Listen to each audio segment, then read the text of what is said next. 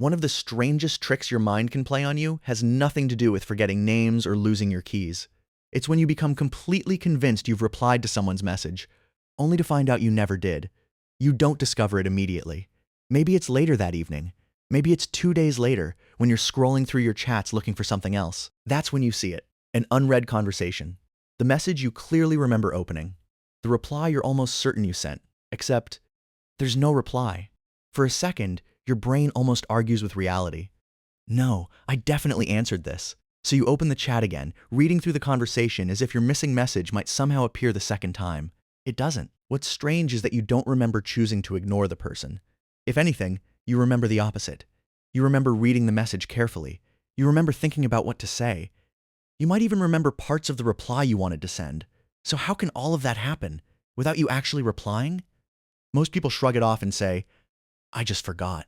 But that explanation leaves out the weirdest part.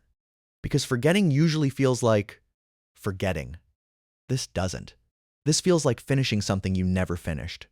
And those aren't the same experience. The answer starts with a mistake almost all of us make. We assume that reading a message and replying to it are part of the same mental process. They're not. The moment you read a text, your brain begins doing much more than understanding the words on the screen. Before you've typed anything, it's already predicting your response. Sometimes you'll know exactly what you want to say within seconds. Other times, you'll decide you'll answer after you finish what you're doing. That decision feels small, so small that you barely notice it, but your brain does. And that tiny moment turns out to be far more important than it seems.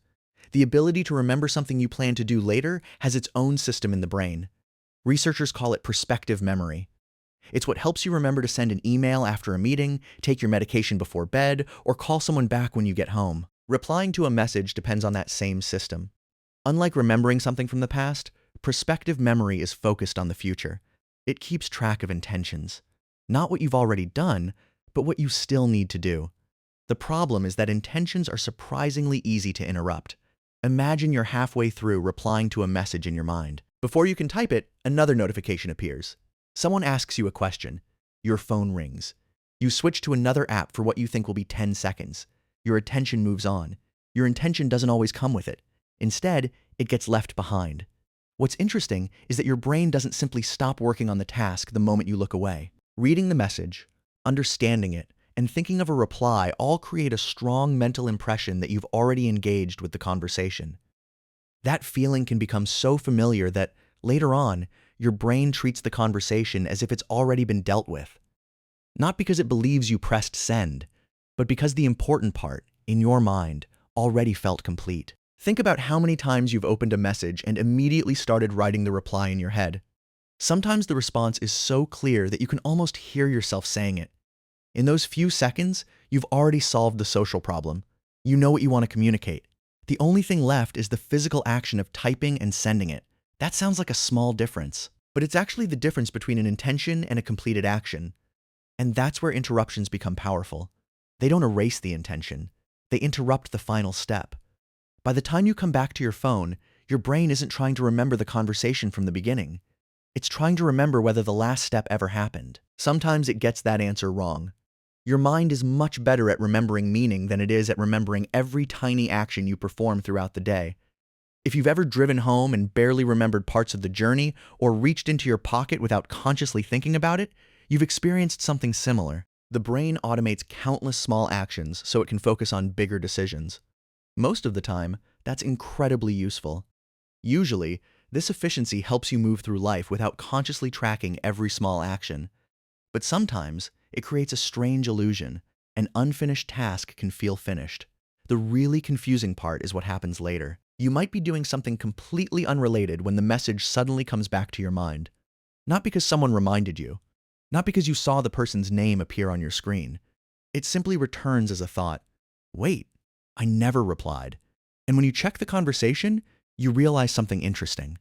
The memory you had was not completely wrong. You did open the message. You did think about it. You did create a response in your mind. The missing piece was the action that was supposed to follow. This is why experiences like this feel different from normal forgetting. You are not trying to remember something that disappeared completely. You are trying to separate something you intended to do from something you actually completed. And this is where things get even more interesting. Your brain does not store your daily life like a perfect recording. It is constantly piecing together what happened, what you expected to happen, and what you plan to do next. Most of the time, this helps you move through life without having to consciously track every tiny action. But sometimes, those pieces can overlap. The memory of planning to reply can become connected with the feeling that the reply already happened. That is why finding the message later feels so strange.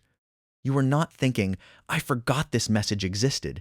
You are thinking, how did I remember something that never happened? And that question reveals something fascinating about memory. Your brain is not only keeping track of the past, it is also constantly preparing for the future. When an action feels familiar enough, especially one you have performed many times before, your brain can sometimes treat the intention as if it has already reached the finish line. This happens because the brain is designed to work efficiently. It does not spend equal attention monitoring every small action throughout the day. It focuses on what seems important and fills in gaps using patterns and expectations. Usually, this efficiency helps you navigate daily life. But sometimes, it creates a strange mistake. An unfinished task can feel finished. So the next time you find a message you were certain you answered, it may not be because you ignored the person or because your memory completely failed. It may simply be because your brain completed the mental part of the task so convincingly that it briefly confused the plan with the result. And that small mistake shows something fascinating about the human mind. Sometimes the things we are most certain about are not always the things that actually happened. If you've ever caught yourself apologizing for a message you thought you'd already answered, you're definitely not alone. Subscribe to MindSketch for more explanations of the strange things your mind does every day.